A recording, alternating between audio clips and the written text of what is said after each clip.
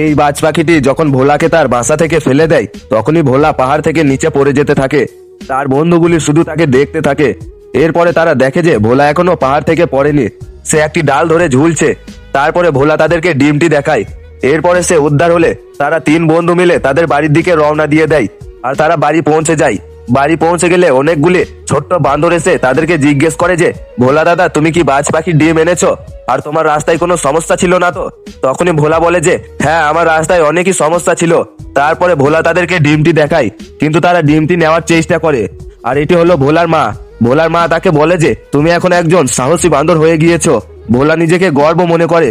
এরপরে তারা দেখে যে এখানে সেই বান্দরগুলি অনেকগুলি বাজ পাখিকে ফেলে রেখেছে। এরপরে ভোলা একটি কাপড় নিয়ে তার বাবার কাছে যায়।